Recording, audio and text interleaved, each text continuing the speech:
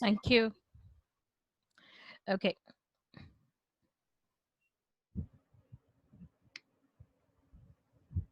Okay, I'm going to start that.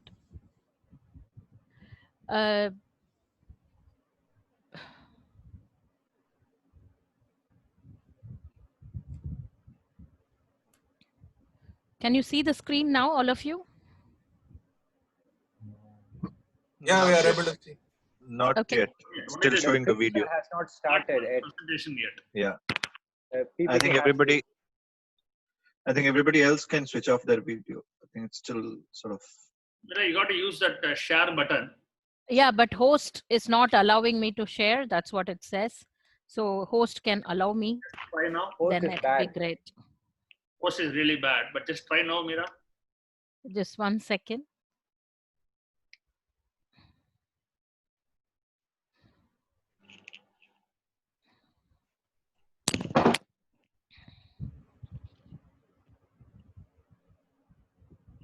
Yeah. I think now you can. Yeah, we can see it now. Yes. Yeah. Yeah. Okay. So the whole exercise is to understand the magnitude of the problem. I'm sure everyone who is in this meeting is probably much well versed than both of us. So I think we should know from you what exactly the magnitude of the problem is around. And basically to reinforce the concept of social distancing and quarantine. I don't think it applies for anybody in the US because nobody is following any norms there. But you have to stay safe. All the more reason you have to stay safe, because I'm hearing horror stories from my sisters who are there that people are not even bothering to maintain any social distance. But how can we keep ourselves safe? That is the most important thing. Not to scare anybody, we have known, because my colleagues out there and my very close friends are working in the UK and the US, the what we call BAME, BAME, Black, Asian, Minority, Ethnic, is the select population which are at high risk of COVID-related critical illness there. So I would suggest that even if the Caucasian citizens do not follow the norms of social distancing and quarantine, நம்மள மாதிரி இருக்கிறவங்க கண்டிப்பா பண்ணணும். Precautionary do's and don'ts, very, very important. What are the effects of the lockdown? How do we manage our physical and mental health in the lockdown, and how to boost immunity and how to build up the constructive activities for kids and elderly? This is a new order of life. இப்படிதான் இருக்க போறது 6 மாசத்துக்கு. So online classes, everybody sitting under the same roof, conflict arising because of that, all that is going to be part and parcel of our life for another 6 months to come. So let us brace this and get on with it rather than moaning about it. And if we do that in good spirit, I think we will come through the pandemic very effectively.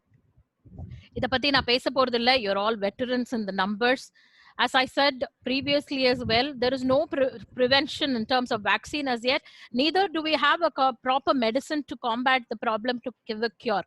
So adanaala vendida we are having social distancing, quarantine, isolation ellame. And minimum 6 feet distance, which is at least 2 meters. I will tell you the reason behind it. If a person is to be infected from a COVID particle, we need at least 1,000 viral particles to catch me infected. So what are the effects when somebody sits opposite you at 2 feet distance? The number of particles which is given to me is only 20. And if you speak with that person, it may be going up to 200. If somebody with COVID coughs, it's 200 million. If somebody sneezes with COVID, it's 200 million. So you can imagine, if you don't wear a mask or you don't have the cough etiquette of doing it in your shoulder or elbow, you are directly exposing the person sitting in front of you with such a burden of COVID material. So that person is likely to be infected. So wearing a mask, both parties, definitely reduces the amount of viral load being transmitted. It's not just about the viral load, it's the duration of exposure of the person to the viral load as well, which is why we say 45 minutes is a big time.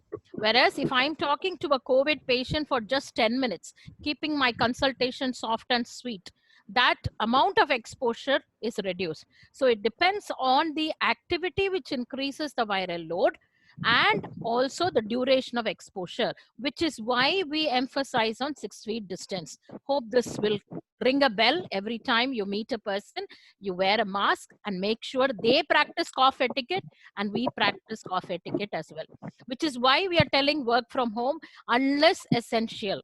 So if you are able to do 3 days a week at home and 3 days in office for people where all things are being opened up in the US and the UK, please stick to those norms for another 6 months. Yes, you will not be looked down upon as not being regular to workplace. At the end of the day, நம்ம ஆத்துல சொல்ற மாதிரி நம்ம வீட்டுல சொல்ற மாதிரி சுவர் இருந்தாதான் சித்திரம் எழுதலாம். So நீங்க நல்லா இருந்தாதான் வேலைக்கு போக முடியும். Then only you can show productivity. And if you're feeling ill, stay away. There is nothing wrong with staying away if you're ill, because you're doing a service by that, by not infecting somebody else. So don't be a martyr and keep going to the workplace if you're unwell. If you have this least suspicion, stay indoors. Online classes is a norm to stay. Exams will be online. You will have different timings, abnormal timings. Be supportive to your children. It's very difficult for us as even doctors to be getting used to screen time. It's causing a lot of sleep disturbances. I have been in webinar the whole day through.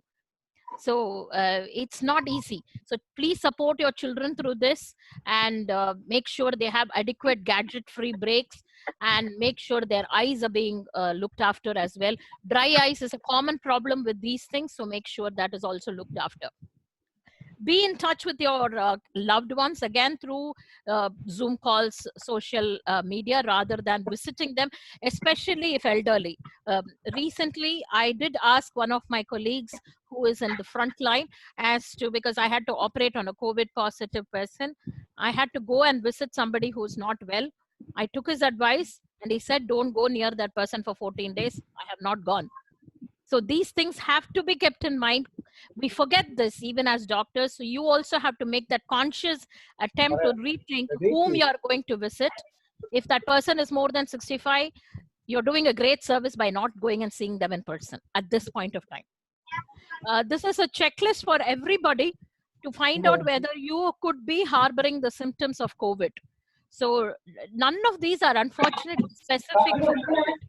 It could be related to cold. It could be related to allergy. It could be related to swine flu. So none of these are specific. We are now starting with our swine flu season as well in India.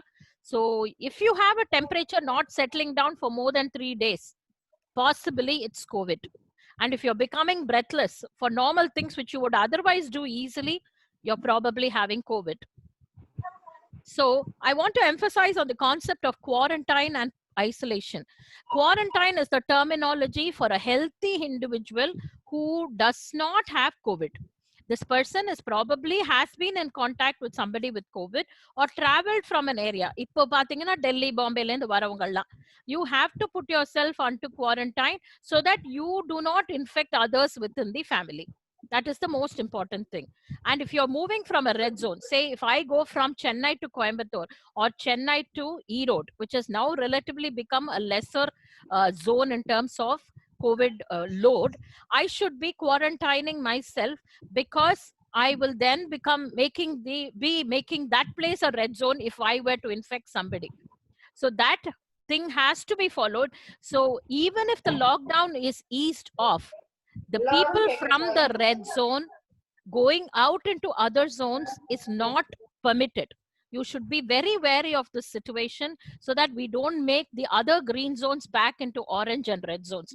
This is about awareness of public health, others' well-being also, and making sure you are safe as well. Do not encourage unnecessary visits to your house and do not visit others' house as well. Don't share utensils. If I was to go to my in-laws' house in Trichy, I would have to eat separately and have my utensils separately, wash separately. I cannot mingle and make others possible for infection because they are elderly as well. 6 feet distance from family members, which is what has to be practiced for the safety for others as well. If you are infected and then you are put separate, that is called isolation. If you are not infected and you still are separate, that is called quarantine. That is the difference. So we all now here Like for example, if Radha thinks that somebody could be having COVID, whom she knows, she will ring me. I will give her a few numbers of people who potentially have beds, and they will get the patient in. They will observe the patient for 2 to 3 days, do a set of blood tests. The most important blood tests we look for are full blood count. They will also look into what is called the CRP and the ferritin. These are very, very important blood tests, and they might also do a CT chest and an X-ray. If any of these show high risk parameters, the patient will be kept in for another 10 days. If not, they will be discharged to COVID care centers or to their homes for isolation for 14 days, depending on the symptomatology, whether they fall into high risk or not, and depending upon the blood test parameters. Not every patient should be in the hospital. Then the real responsibility boils down to the individual to maintain isolation. If you're set off from the hospital, it does not mean you're scot-free and roam around. You put yourself in isolation. That responsibility has to be taken, because even if you're symptom free for the first week, the symptoms could flare up between day 8 and day 14, which time you are still infective. The symptoms are usually high grade fever, excessive body pain, breathlessness, and excessive tiredness. So these symptoms can appear after 1 week of COVID. And if somebody turns out to be COVID and does not have any symptoms for 2 weeks, we retest the person with a swab on day 14 and day 21. If both the swabs are negative, that person has become COVID negative. So hope that is clear for everyone. So why are we doing all this? We are doing it to flatten the curve.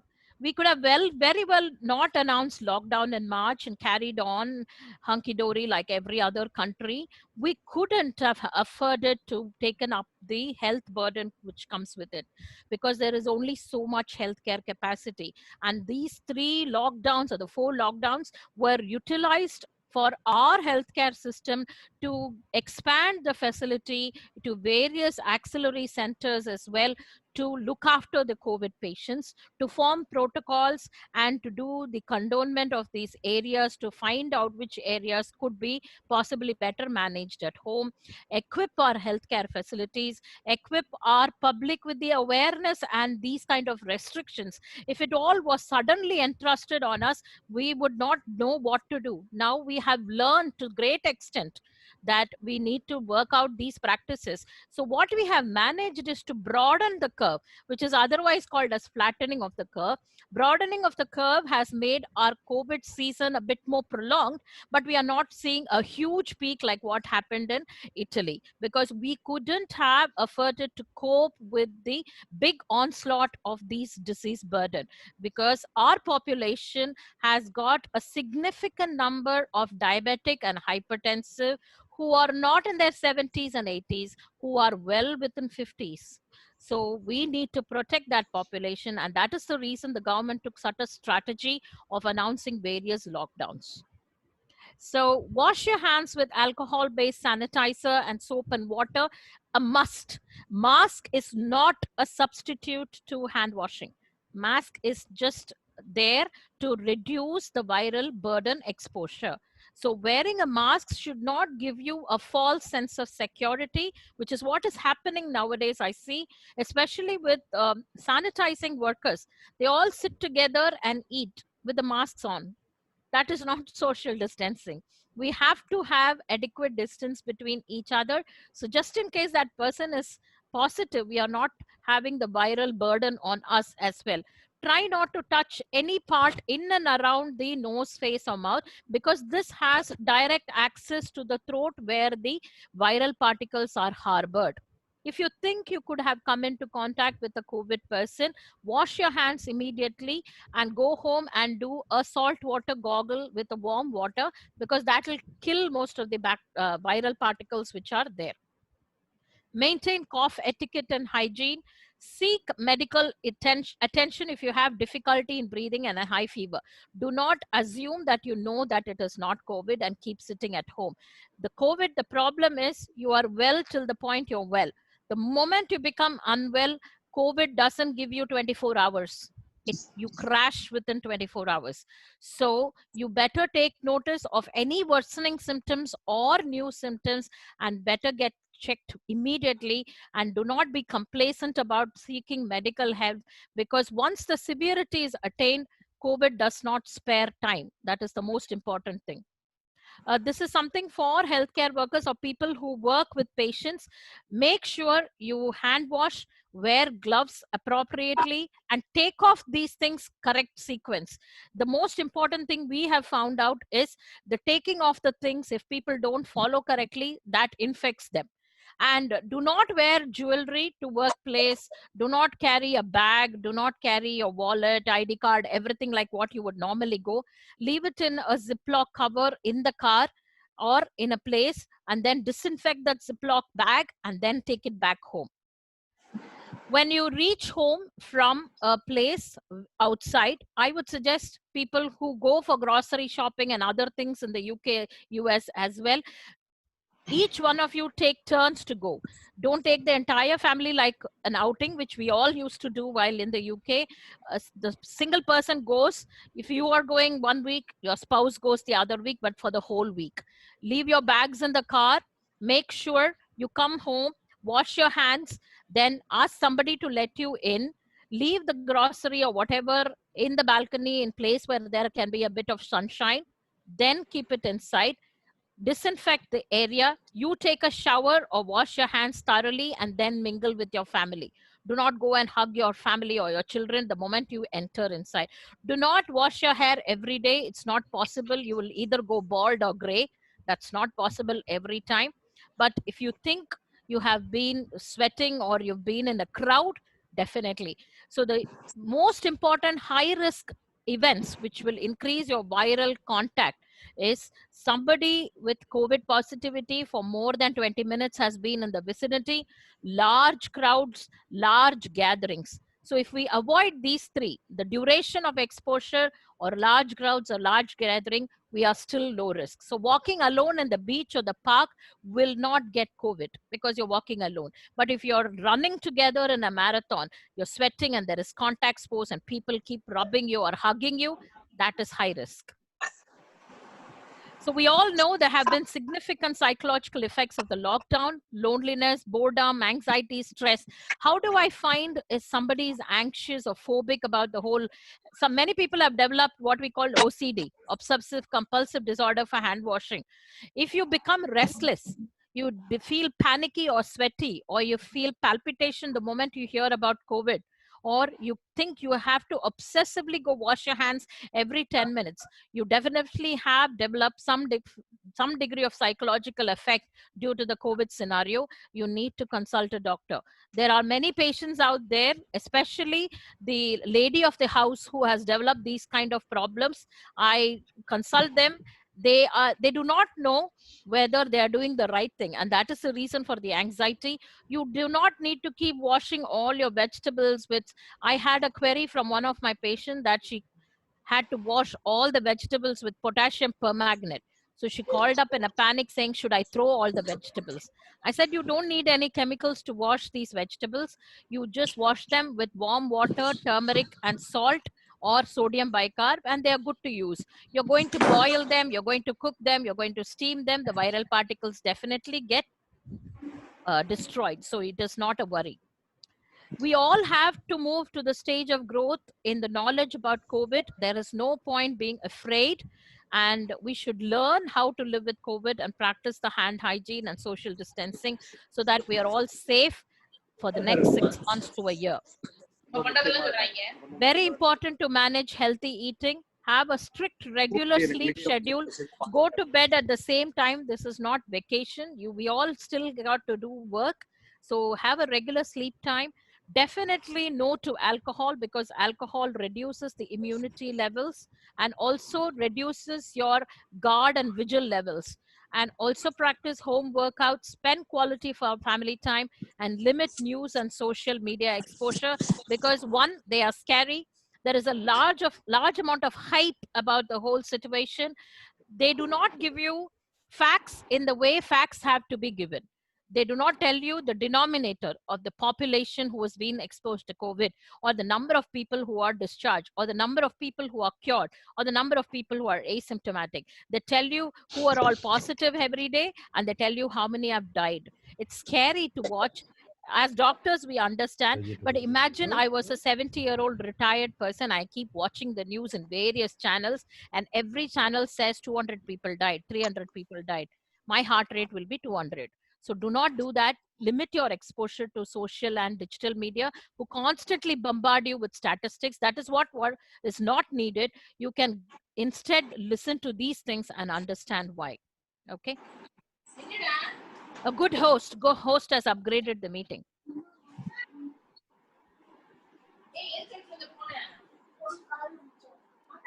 Yes, I thought Okay. there's a lot of people, so I didn't want everybody to go through inconvenience. So Sure. Thank you. Thank you. So these are the ways which we can engage. It's self-explanatory. I'm not going to waste my time on that. I want to touch upon what is called the gut microbiome. This everybody should be aware, which is why we tell don't eat sugary items, don't eat too much starchy items, take plenty of fresh fruits and vegetables, keep yourself hydrated, avoid constipation, take plenty of curd and buttermilk so your gut microbiome is maintained very well, because our immunity is very much dependent on the gut microbiome. This is just to give you a list of things which are good in vitamin A, minerals, and antioxidants. People say, shall I?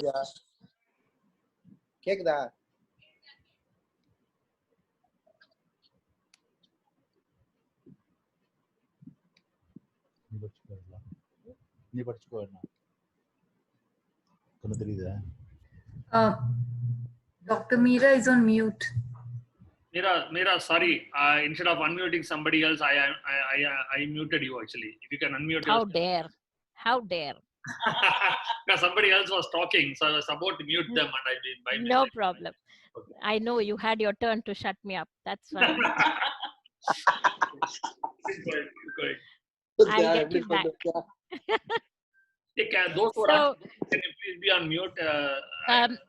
We are able to hear somebody else talking on the back. Definitely take plenty of vitamin C. All your citrus fruits, cranberry, gooseberry, guava are all very good sources of vitamin C. Take plenty of walk in sunshine if you can. Your terrace, your balcony, or a walk on the stroll in the park will be doing enough vitamin D. All Asians out there in the US, UK, and for that matter in India, without testing, I'm telling you, 95% of you are vitamin D deficient. Please take vitamin D. For COVID, vitamin D is a protective armor.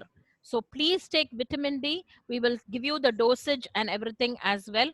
So I will let you know about that. Zinc is one other component which we all advise to be taken in plenty. Not much is available. You can take tofu, seafoods, dried beans, and nuts. Walnut is a very good source of zinc, but I think we should all take it as a tablet form so that we are protected against the COVID seriousness or the severity.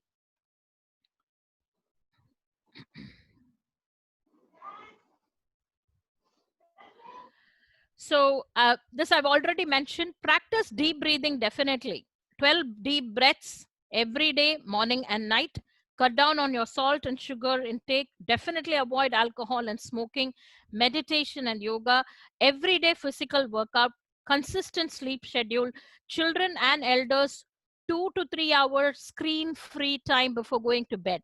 Otherwise, you will develop sleep disorders because this is going to prolong for another 6 months. This is regarding washing. You don't need to wash. Do not try and share everything at this point of time. This is very important when the schools open up. Give packed lunch only for your child. Instruct your child not to share the food, not to take food from others. Yes, it will become unsocial for the time being, but that's how we all have to follow for the next 6 months at least. Always people who consume non-vegetarian diet, Keep the non-vegetarian diet separately stored in the fridge from the vegetarian diet. Make sure you use separate utensils, separate chopping boards, separate knives for both, and wash thoroughly. Wear kitchen gloves to do the non-vegetarian diet, and wash after that so that you don't mingle both together, because the source can be infective and so can the food be infective. After you cook it, it's not a problem. For people who eat frozen meals, make sure it's piping hot and do not keep reheating, because in a climate like ours, US, UK, not a problem. With our climate here and the refrigeration not being reliable, if you keep reheating food, that itself can be a source for infection. So don't reheat meals more than once. I've already told about these. You can still watch this PowerPoint later on. When you buy packed foods, tend not to use processed foods for the time being. Everything, make it at home or make it fresh. These packaged foods can have a lot of sugar content, and we do not know whether it is being handled and stored properly. So try not to use too much of a packaged or processed foods, the tinned, canned, and the packed foods for the time being. Certain myths and facts about alcohol. Um, Definitely, alcohol is not a disinfectant if you consume. It will not kill the virus. There will be propagation of the virus. So it will cause more susceptibility because it crashes the immune system. So your COVID problem can become serious. So stay away from alcohol in this time. And alcohol generally brings along with it the smoking habit as well as the junk food habit. Both are not to be encouraged during COVID time. So avoid alcohol exposure at all costs. Can everybody mute, because there's a lot of disturbance? This is a very important slide. This is mainly for our family members. I tell this to all individuals to look out for these people, age above 70, anybody with lung problem, kidney, liver, severe diabetes, very obese or sleep apnea, steroid problems, and pregnancy. Extremely high risk are all those cancer patients and transplant patients and patients with heart disease, especially pregnancy with heart disease.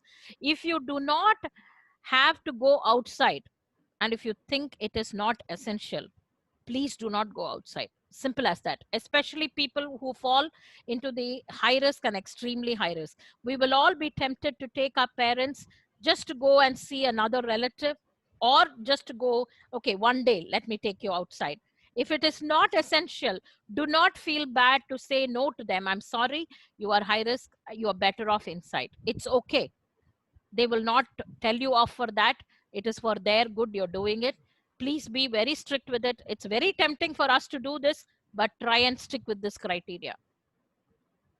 This is just for personal hygiene, how to look after your family members, and how to do social distancing. I tell my pregnant ladies very strictly, no balagapu, no pochutal, everything online. And be happy if you don't get a wedding invite. It's not that you're not important for them, it's that you're saved from COVID. So doesn't matter if you don't get a wedding invite for the 1 year, be happy about it. These are norms which we will have to carry on for the next 6 months, especially people abroad.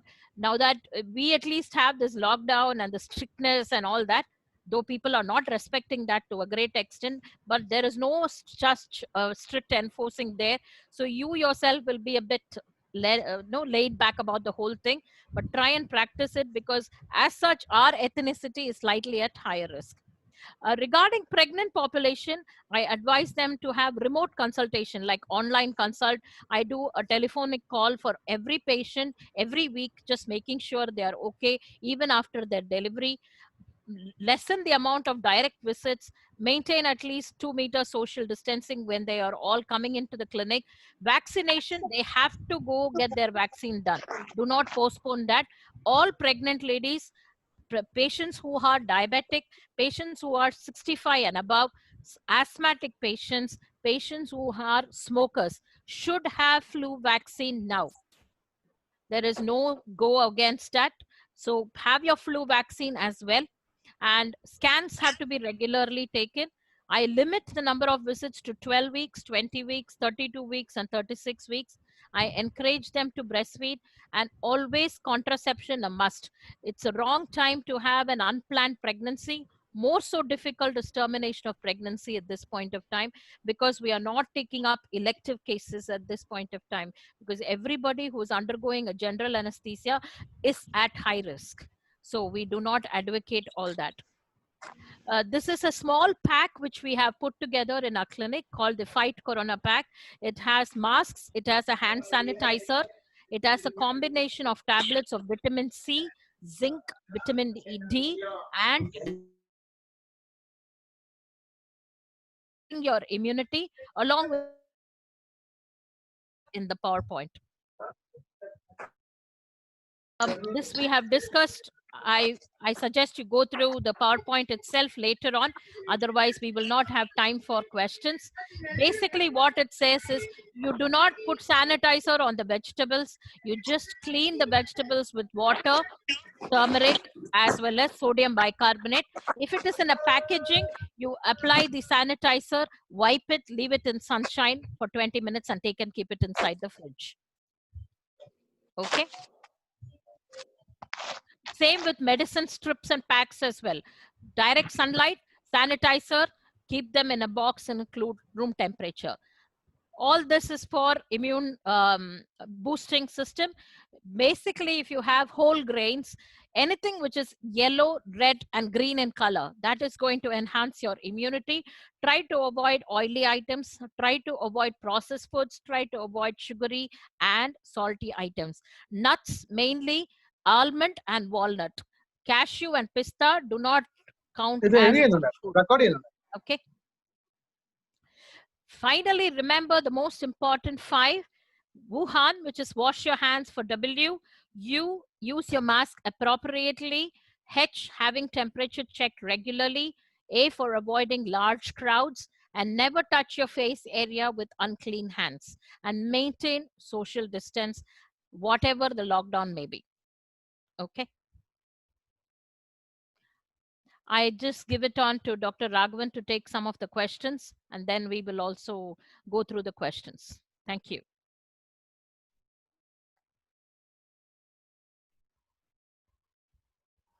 Dr. Meera, you can stop sharing so that the I've transmission done. becomes easy. Yeah, thanks. Done. Thanks. I have answered as many questions as I could in the chat box. So hopefully it answers many of the Can questions you that are raised. read it out so it'll be useful for everybody? It's in the chat box, so hopefully everybody has read about it. But I will Okay. go through it.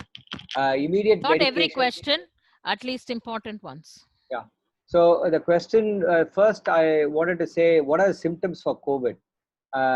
Many people are asymptomatic because if your viral load is low and you are coming under the low risk category, yes, especially young people, no comorbidities, you will not have any symptoms at all.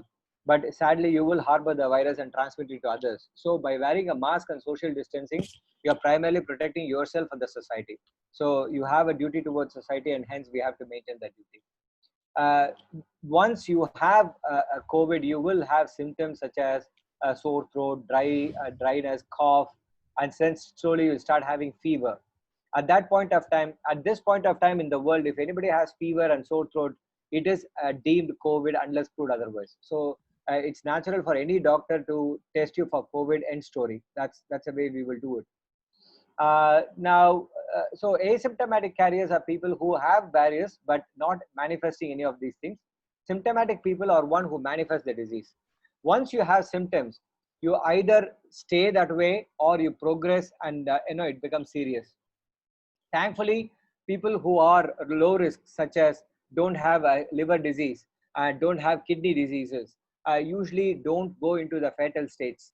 So that's the reason elderly people with kidney disease, with liver disease, not just diabetes with kidney disease, that becomes a concern for all of us. So if you have diagnosed as COVID, all you need to do is go into a quarantine, as Dr. Meera rightly put it, or isolation, where you're staying away for 14 days. All the people around you will be tested. They are called contact tracing, and therefore those people who from you have got the virus will also be advised the same as well. Suddenly, why the numbers in Tamil Nadu has gone through the roof? The reason why is because we have more kids, and secondly, the contact tracing is happening at a very high stage. say, let us say 10 people in Trivika Nagar is diagnosed with COVID. The 10 people's 10 relatives into 100, into 10, into 20 gets tested. And those people who are having disease are isolated and taken into the isolation centers. Tamil Nadu is teeming with asymptomatic carriers lying in all around the places, such as schools and colleges as well. So the idea is that we are trying to isolate them so that they don't become a transmitter for the other person. Now, so if you have symptoms, stay put. It is not heroic to think that, oh, I'll be all right, I take paracetamol. The கெட்டெல்லாம் இதுல செல்லாது. கெத்து எதுக்கும் செல்லாது. உங்க viral load அதிகமா இருந்ததுன்னா, your God is calling to come to heaven to you. Okay, just pray that your viral load is not high. You know, don't be heroic here. There is no heroism at all in COVID. Now, next question is mask. Is mask protective? Dr. Meera has already told it. I want to reinforce. Mask cannot be 100% protective, but by having a mask, you primarily, reduce the volume of viral transmission. Either you are giving to others or others are giving to you. Imagine you both have masks and maintain a social distance. The amount of virus that will get transmitted to you or from you to other will be so low. And that's how the mask becomes protective. So you are protecting yourself and you're protecting the society. You have a duty bound to the society to do that. Thirdly, I said COVID is an enveloped virus. The moment you use soap and water, not fanciful Dettol, Lifebuoy, whether 99% virucidal or not. No. Just soap and water. The detergent will break the envelope of the viral particle, and therefore it becomes, susceptible for damage and death. So simple soap and water and washing hands. Leave your shoes outside.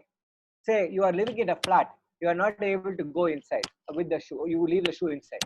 At least leave the shoe outside for half an hour to 1 hour before you take it and put it inside. If you are in a set of flats, leave the shoe outside as well. What is going to happen? Nothing is going to happen. In our house, we have a bucket of water for people to wash their legs and hands before they come in.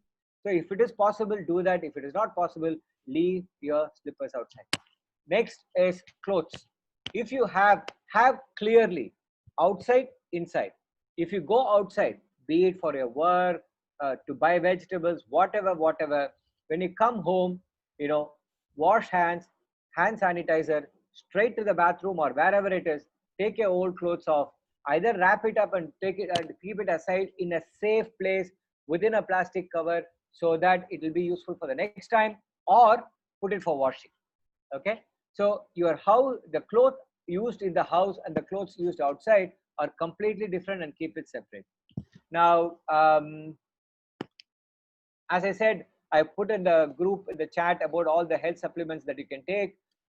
Just healthy diet and strictly no alcohol, no smoking, if possible.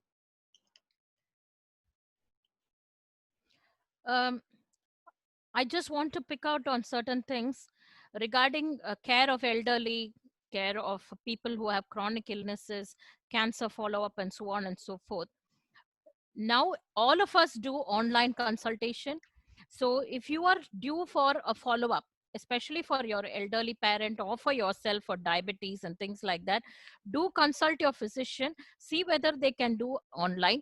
If they are not able to do online or they advise you to come personally, you are okay to go as far as you maintain the social distance, not in a crowded place, and also wear a mask when you go to those places. You can have most of the blood test, and the blood test can be appended online on an app or a platform, or sent to your doctor's chamber by any means of digital media. They can review those reports. You don't need to make that trip for showing the reports and for review. But if you're a cancer patient and a follow-up is due, do not postpone your PET scan. Do not postpone your follow-up CT scan just for the sake of COVID. It can become detrimental. This is some message I want to give out to everybody. Same holds good for patients with diabetes, anybody with new onset of symptoms, especially elderly. If you have any bleeding, any ulcer which is not healing, any new indigestion symptoms, any bloating, loss of appetite, loss of weight, don't wait for COVID to go. It's not going to go for the next 6 months to 1 year. But your symptoms are more important, so please consult the doctor. Everything cannot be put on hold just because of COVID. We have to practice these norms of new social distancing and social and personal hygiene, yet get on with their life as normal as possible. Avoid unnecessary travel, unnecessary crowding. That is the message out here.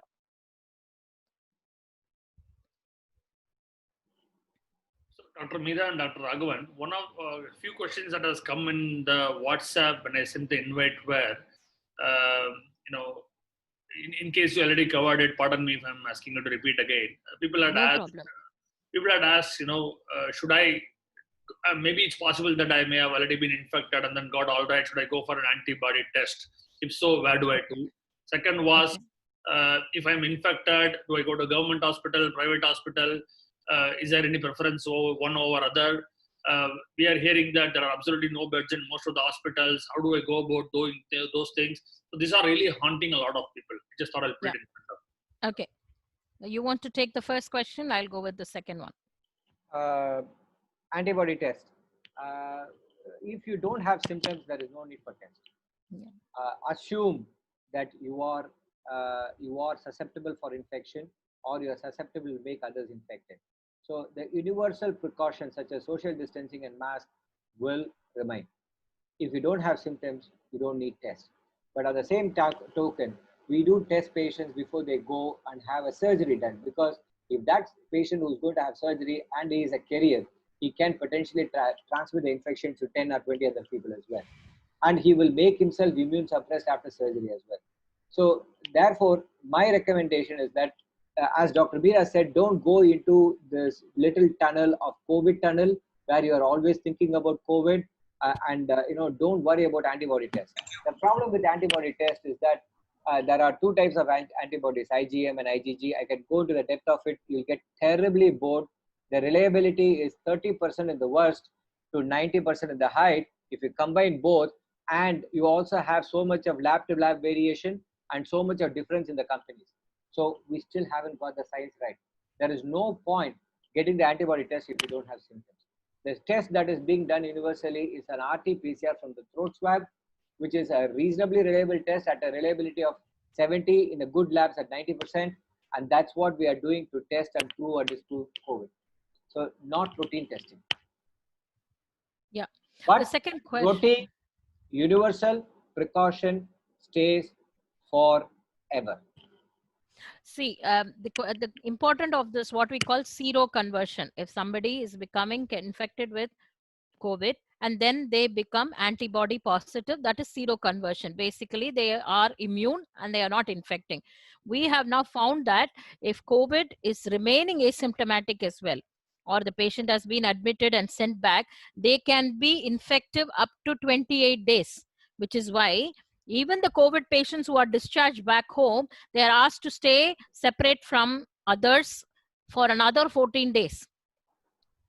So we do not know when this person is going to become non-infective. And it takes another 2 weeks for some of the antibodies to show up. So by the time we check for the antibody, in that 6 weeks period, the people who have come into contact with you would have been infected. So the answer is not checking for antibody. The antibody is probably for us, for healthcare workers to see whether we are convalescent. The others, you are still going to practice social distancing and quarantine, because in that interim gray zone period, you're still infective.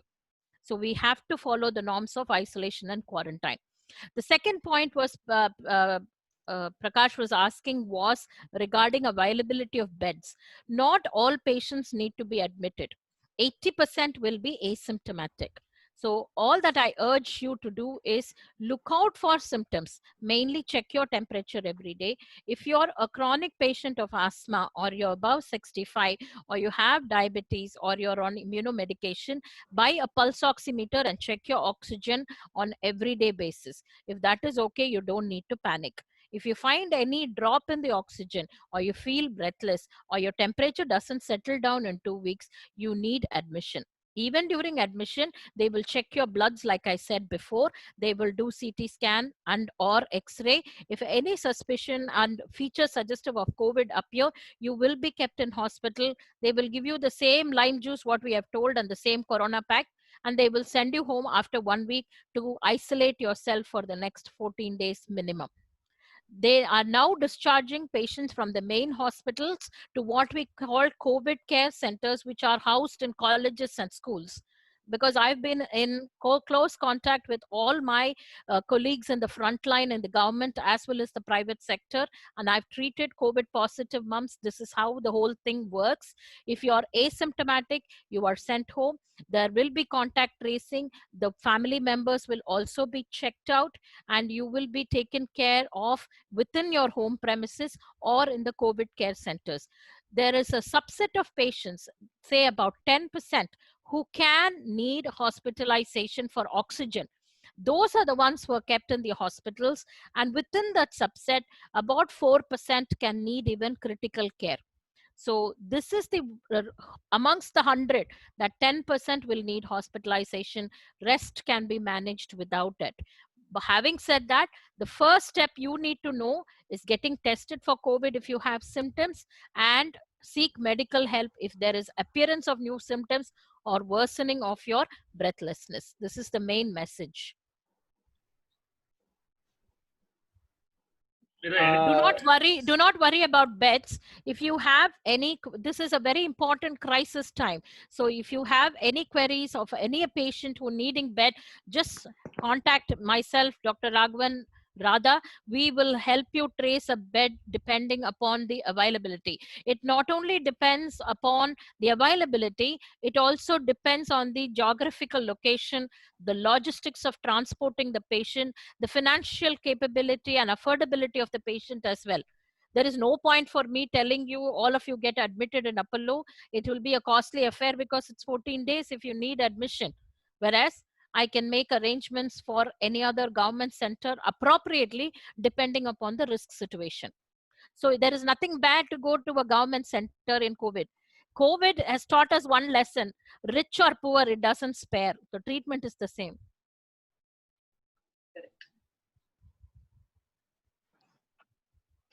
Okay, I have a question here. If a person is affected by COVID and he is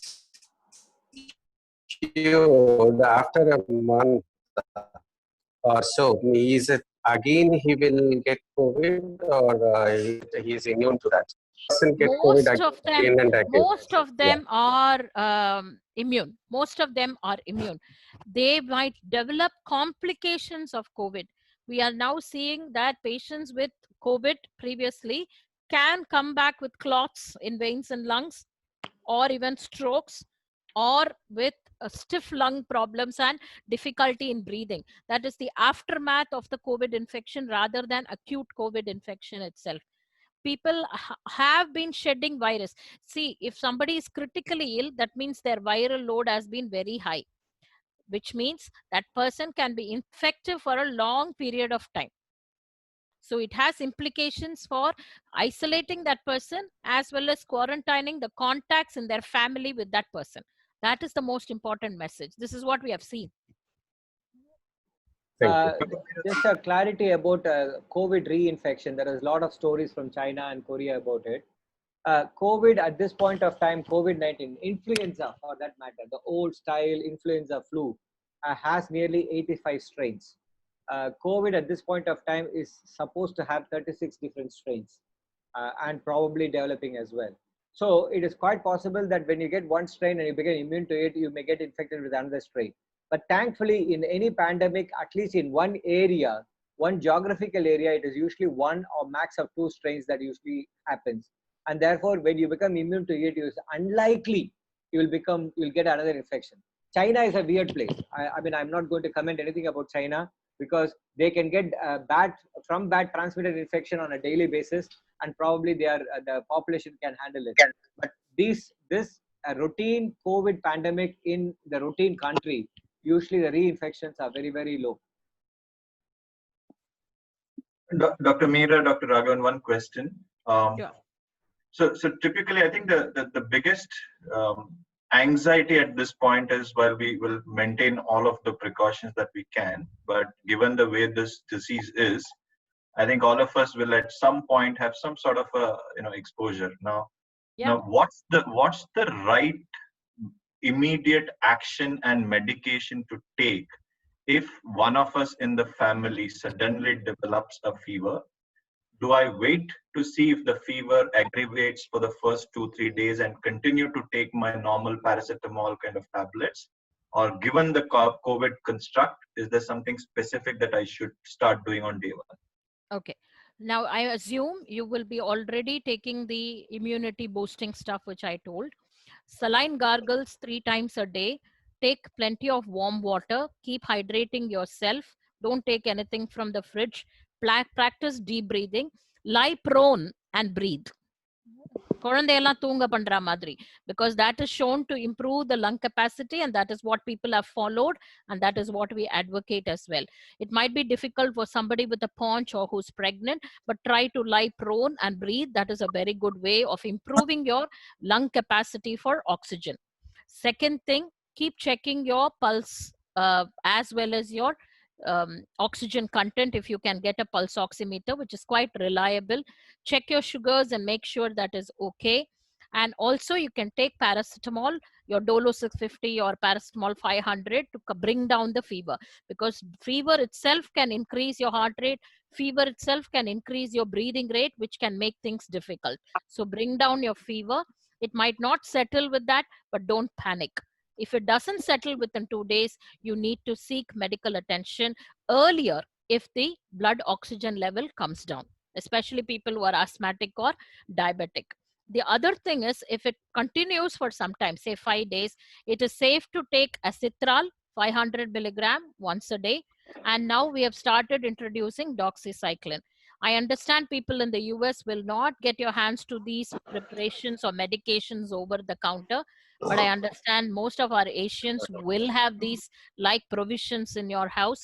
So acitral is safe to take 500 milligram once a day for 5 days. I want to add, I want to sort of polish what Dr. Meera said. Dr. Meera said, what she said is actually the treatment for you itself. But assuming that all the people who are subscribed to this are lay public, my request is that if you have fever, immediately consult a doctor.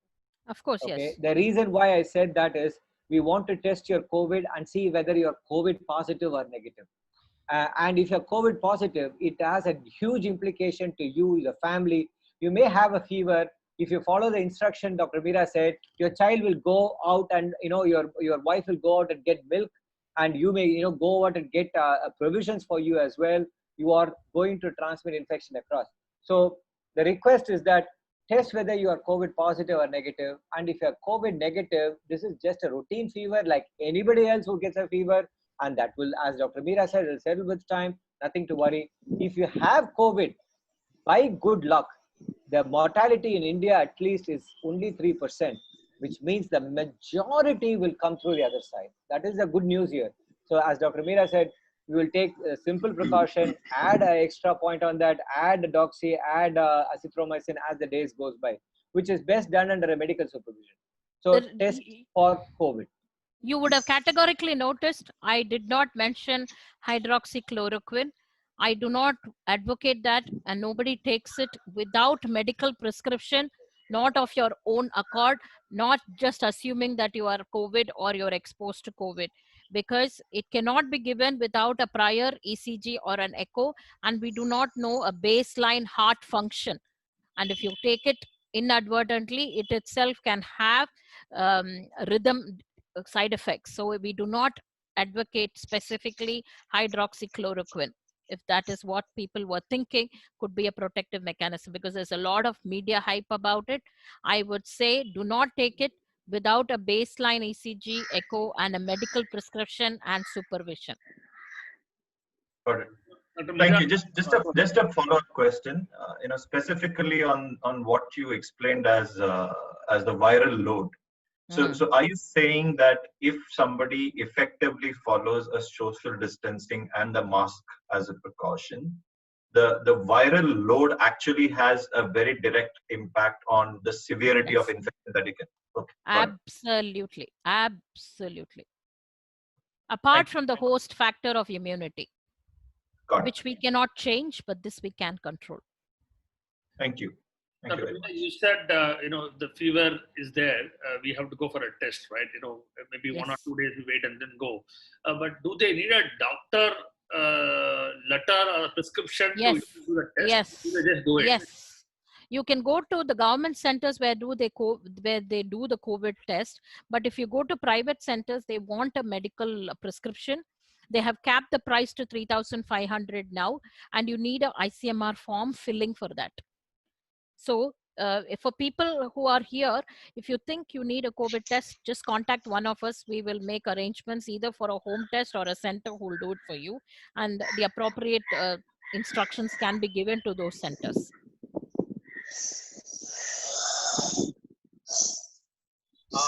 Dr. Meera, one question. Yeah. So I read that even for the symptomatic patients, the oxygen level might come down. Okay. Yeah. So Yeah. so they suggest probably it is better to get that pulse oximeter, which I is would available. suggest.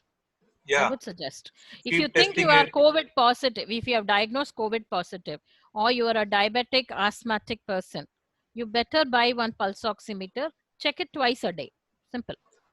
Or Okay. normally all of us should have 98 to 100. Maximum when you're sleeping deeply, it can go to 95. Anything lower than that, you need medical attention urgently. Okay. Thank you. Because with COVID specifically, what we have seen, even in low levels like 88, 86, people are not that symptomatic. They are comfortably sitting. But the moment it comes to 80, they can crash. So that crash can happen suddenly. So we monitor them. And that is the only thing we do is high flow oxygen. They don't need ventilation or anything. That itself takes them through the next week. So that intervention can happen only in a medical setting.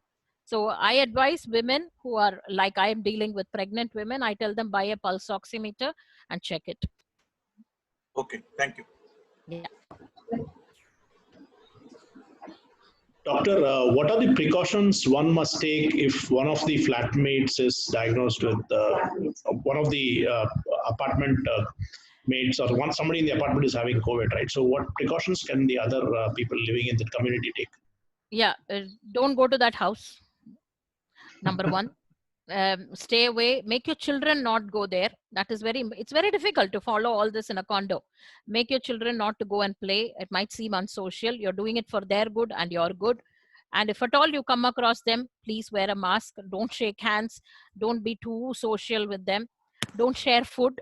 You can send food, but make sure it is it's left there, and you don't take the utensils within that week. Let them wash it and keep it, and then you can take it.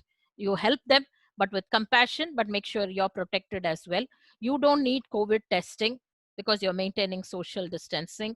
Make sure their family is looked after for their needs, so not all of them keep roaming about on the outside. That's very important. Thank you, doctor. Now, this question keeps rising because there are so many apartment communities where somebody has turned positive. This COVID is pretty much next door to us nowadays. So I would suggest all of you watch out for symptoms. Mild flu-like symptoms will go off. If you develop fever, which is not settling for 2 days, check your oxygen, seek medical attention, get your COVID done.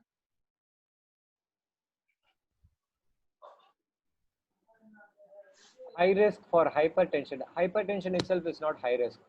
If you have hypertension and related cardiac disease or related renal disease, then it becomes the risk factor increases. When I say risk, if you get a COVID, then the risk of you getting serious infection increases. The risk of getting COVID for everybody is the same, whether it is with the hypertension or no hypertension, with renal disease or no renal disease, it doesn't matter. The risk of getting COVID is exactly related to mask, social distance, viral load, transmission, extra. But once the COVID enters your throat, whether it makes a mess of you or your body is able to control it back, is something which is related to the body's immune mechanisms.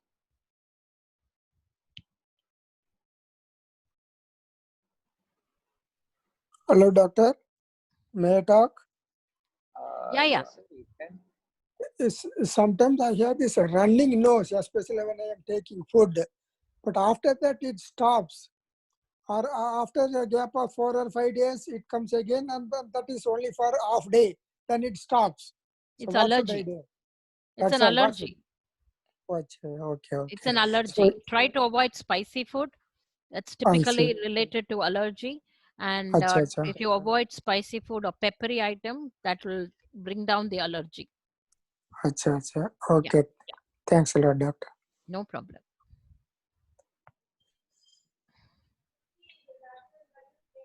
So if there are no more questions, should we draw a line, or Prakash, do we have more questions?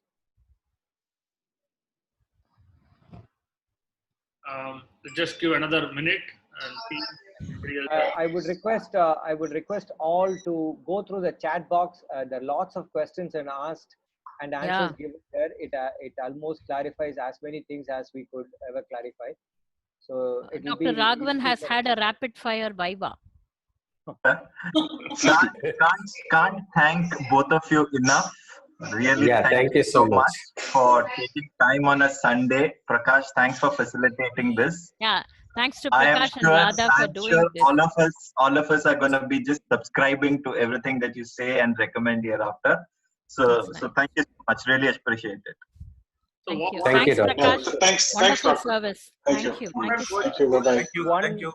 just Thanks a before lot. we sign off. There is Would one be- question from Doc. I won't be logging out of the session immediately, because when I log out, it's possible that the chat might just go off. So I'll leave it open for another half an hour or so. If somebody was not gone through the chat, you can go through the chat. I'll log out only after half an hour. There is Thank one you, question from Prakash. the dentist. Sir, There is a dentist question. That's a very important question. I'm glad you spotted that. ENT becomes the most susceptible Acceptable. group. People And think ophthal. respiratory ophthal also has cataract. They have a Yeah. thing to distance themselves. The ENT and the dentist, head and neck surgeons become super susceptible. I would suggest that you will use a 3M fly mask, a 3M respirator mask, which is available for about 5,000 rupees for your work.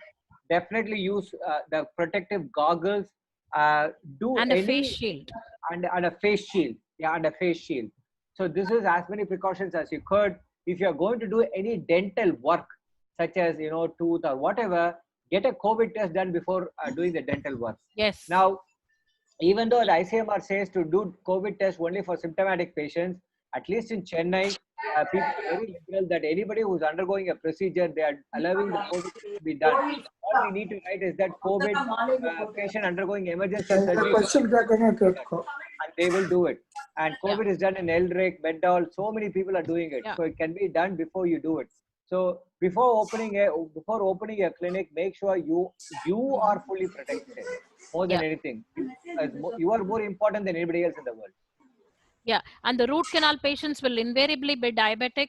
So check out their COVID first and try to minimize your appointments for a day, because as I said, the duration of exposure is important. Don't allow walk-ins at least for the next 2 months. Do more work which is essential, and definitely wear a face shield, and cleaning between patients with sodium hypochlorite solution of all the surfaces is mandatory, because these are high-risk patients and high-risk procedures. So sodium hypochlorite solution for surfaces, and alcohol wipe for all the electronics. Your swipe machine, a computer surface, TV screen. I have seen when I went to the dentist, he was having a wonderful TV screen for me to see as he was doing his dental work. But now that becomes an important source of infection as well. So you perhaps you cover the TV screen with a plastic and keep it aside. So clean. Between two, instead of doing 5 root canals a day, do 3, but make sure you and everybody is safe around you. And other thing which we practice in our clinic is we screen all the patients, make sure their hands sterilized. We have a foot pump now as well, and also a sticker before they come to the clinic. And we maintain the distance. I have a face shield, Dr. Raghavan has a face shield, all the staff are face shield. We try and encourage digital transactions, so nobody needs to handle card or cash. These are some ways we can take charge of protecting ourselves and our staff from possible asymptomatic patients. So I think this should be followed how much ever you can. Dr. Mehra, I have a question. Yeah. See, since we are working from home for the last 2 months, we are just trying to spend most of our time under the air conditioner. Yeah, So a home air conditioner is not a problem, because we are all living in separate rooms. We have we have the luxury of social distancing in well ventilated homes. When you have ventilated homes, when there is large spaces, air conditioner is not a problem. Air conditioning becomes a problem in a closed space with a lot of people. Okay, thanks. Such as malls, such as shops. I went to one of the shops yesterday. That day they had switched off the air conditioning as per the government instruction. So air conditioning. Even in hospitals, my OPD consultation room doesn't have air conditioning. So we sit with all the protective equipment. It sweats like hell, but that is what we need to have.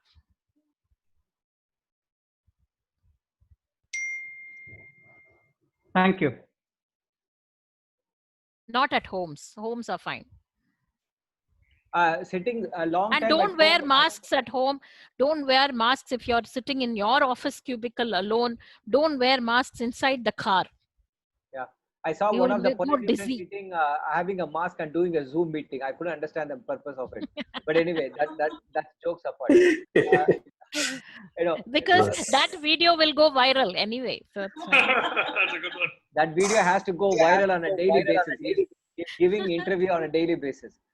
The reason why I wanted to insist upon this point is that sitting and working from office, you will develop a lot of backache unless you have ergonomic chairs, ergonomic tables, and the computer proper systems. You are going to develop backache. One of my classmates is a head teacher of an international school. He wrote a message to me saying that 3 of his teachers have developed a tingling sensation in the arms and legs thanks to the spinal canal problem, because they are doing online class 7 hours a day. It can be very testing. So make sure if this is new. So if you're going to work from home and sitting in the computer for a long time, make sure your ergonomics are okay for that. Dr. Mehra, you had mentioned it in your slide. When you're buying vegetables, don't apply sanitation on them and all. Can you just quickly cover that? Great. Yeah. See, if you have packaged, like in the US, they will buy bananas, which is in a package, or other things which are packaged like apples. They can sanitize the packages with alcohol sanitizer or sterilium, then keep it in the fridge after keeping it in sunlight for half an hour. But if we buy vegetables, we carry our bags and buy them. Those vegetables, you wash them, but keep them outside 20 minutes, take them in. When you wash them with turmeric, water, and soda bicarb or salt, whichever is available, then you use them. Okay. And if you peel, say for you're going to make salads, you peel the skin, wash them again, it'll be fine.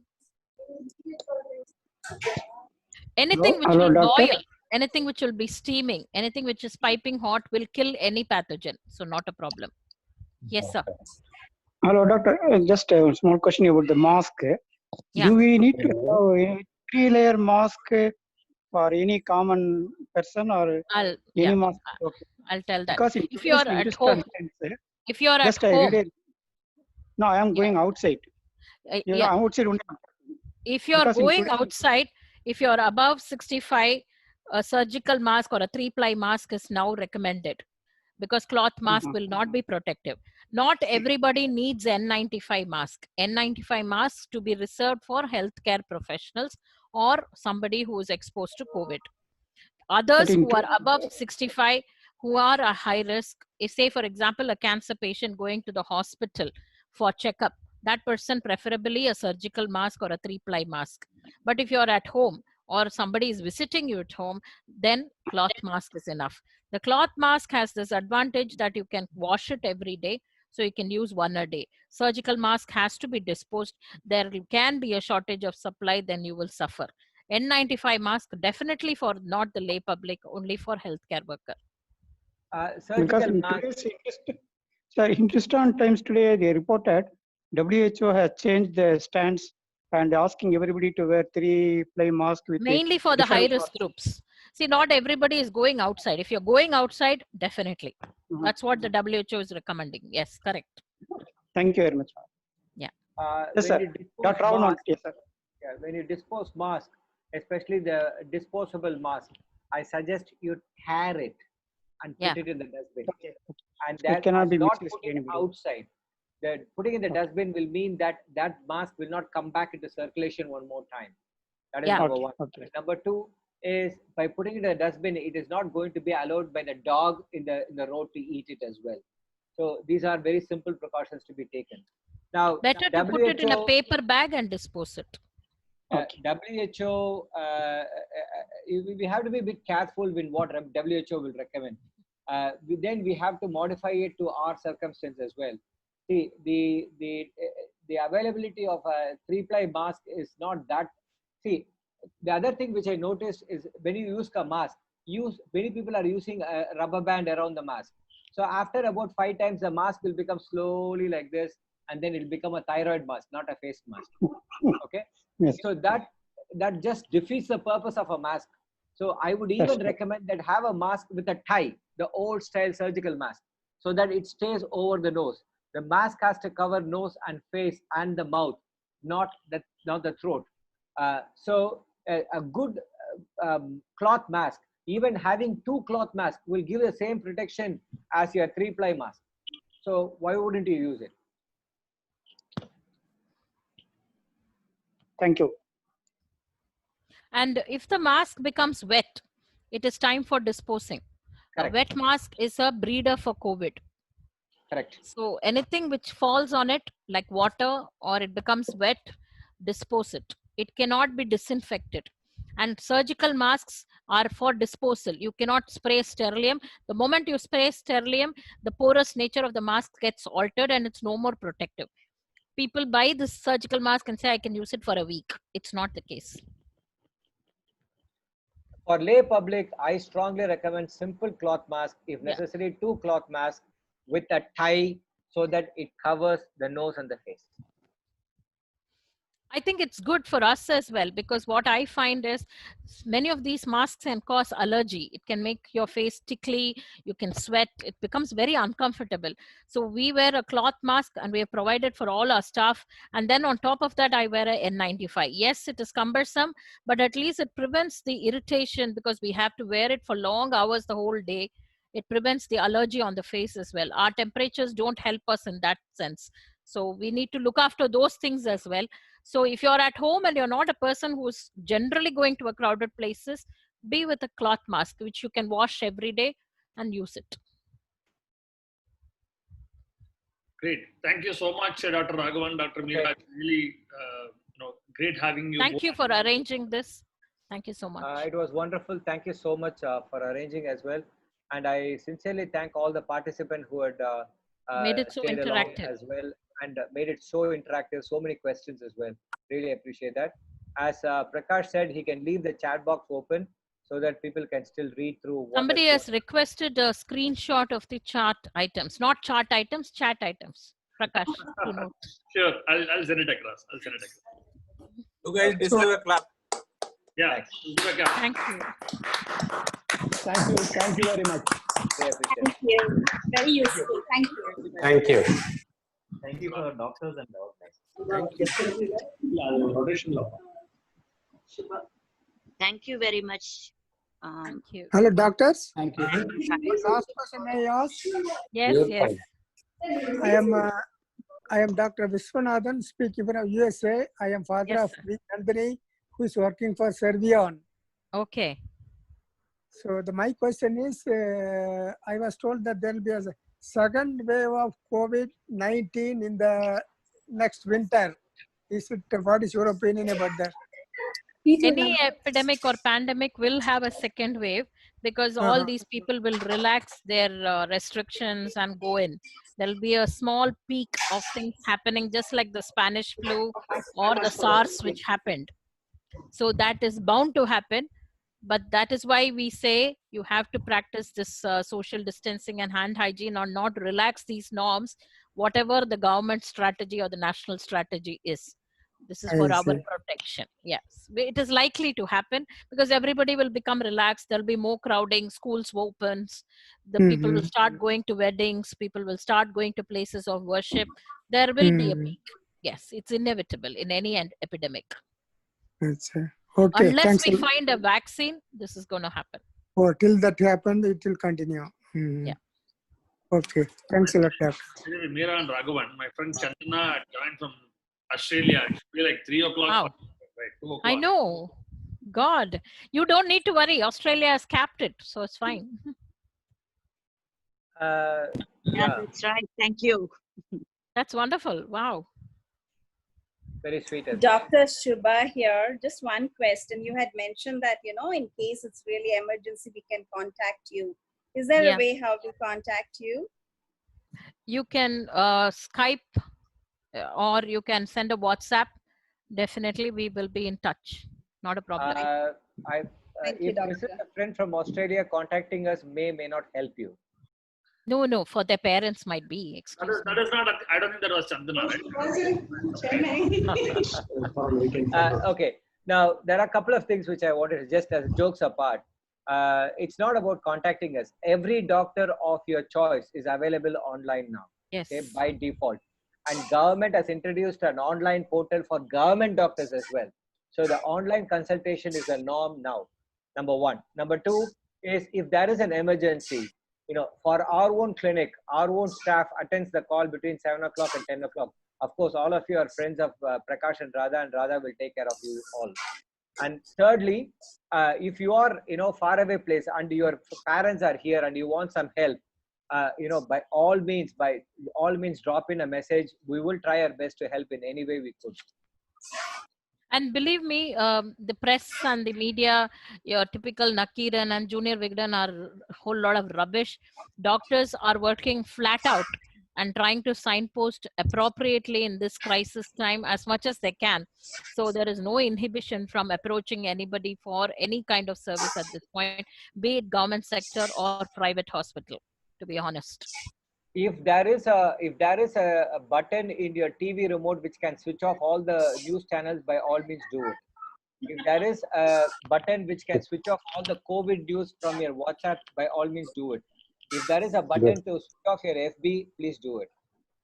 Be blissful, be safe, be alone, use your mask, use social distance. All of you will be fine. Great. So, thank you. Just a minute.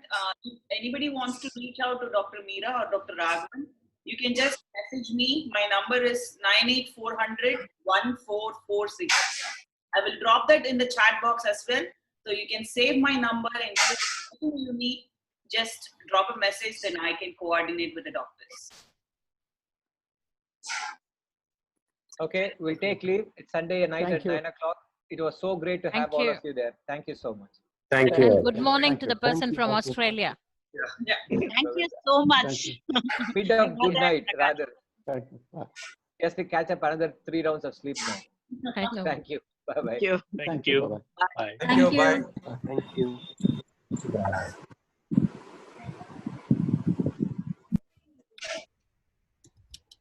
Wonderful, Prakash and Radha. Thank you. Thanks a lot. Thank you so much. Thank you so much. Thank you.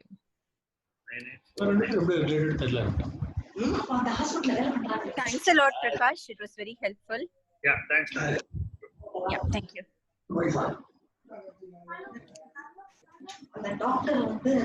இவனோட தான் Kumar land வாங்கலான்னு இருந்தான். அப்புறம் என்ன ஆச்சு, குப்பை போயிடுது. குமார் உடனே பல்ஸ் ஆக்சிமீட்டர் போட்டான். ஆர்டர் திஸ் அப்படின்னு பல்ஸ் ஆக்சிமீட்டர் தெரியல என்ன பல்ஸ் ஆக்சிமீட்டர் வாங்குவோம்னு சொன்னால பல்ஸ் கம்மியா இருந்தா ஜாஸ்தியா இருந்தா எப்படி இருக்குன்னு பாக்கிறதுக்கு அதை ஆர்டர் பண்ணுன்னு போட்டான். இவ்வளவு நேரமா கொசு ரத்தத்தை குடிச்சிருந்தது, காலை குடிச்சுன்னு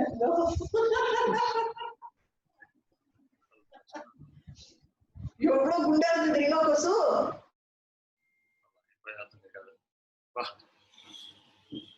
Good, ma. Super. Screener. Super.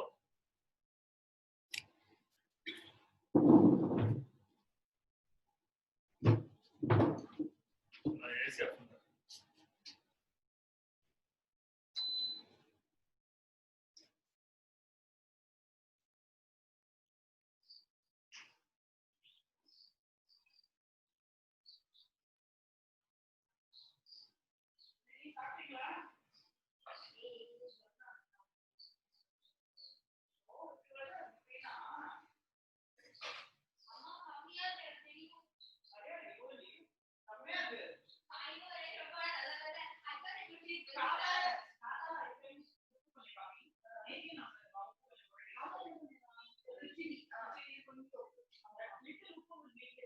Very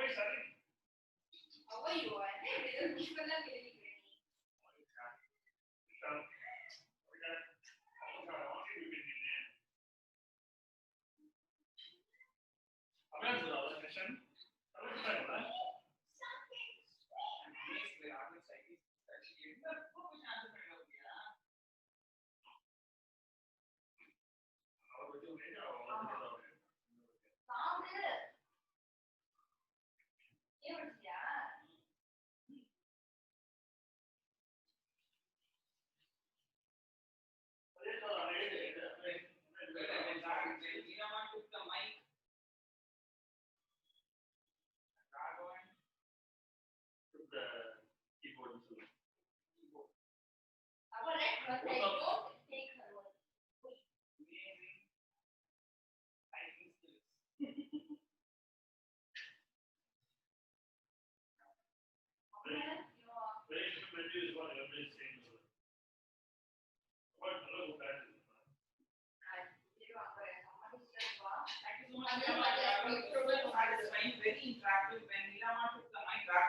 keyboard. Amazing typing skills. Very informative.